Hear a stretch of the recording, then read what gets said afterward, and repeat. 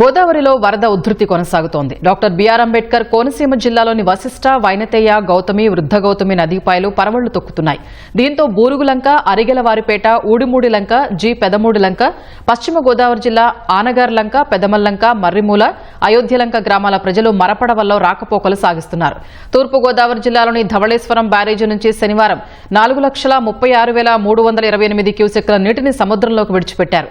అల్లూరి సీతారామరాజు జిల్లా దేవీపట్నం మండలంలో గోదావరి ఒడ్డున ఉన్న గండిపోచమ్మ అమ్మవారి ఆలయం శనివారం సాయంత్రానికి పూర్తిగా నీట మునిగి గోపురం ఒక్కటే కనిపిస్తోంది. వరద పెరగడంతో సమీపంలోని ఇళ్లు, దుకాణాలు నీట మునిగాయి. పోచమ్మ గండి వద్ద రహదారిపై నీరు చేరడంతో దండంగి వైపు రాకపోకలు నిలిచిపోయాయి. సీతపల్లి వాగుకు వరద పోటెత్తడంతో దామనపల్లి పరిసర గ్రామాల నుంచి ఇందుకూరుపేట వైపు రాకపోకలు స్తంభించాయి. పోలవరం ఎగువ కాఫర్ డ్యాం వద్ద గోదావరి పరవళ్లు తొక్కుతోంది. గోదావరి వరద క్రమేపీ పెరుగుతుండటంతో పశ్చిమ గోదావరి జిల్లా వేలేరుపాడు మండలంలోని బోళ్లపల్లి, ఎడవల్లి గ్రామాల మధ్య ఎద్దువాగు వంతెన నీట మునిగింది. దీంతో శనివారం ఉదయం నుంచి 16 గిరిజన గ్రామాలకు రాకపోకలు నిలిచిపోయాయి.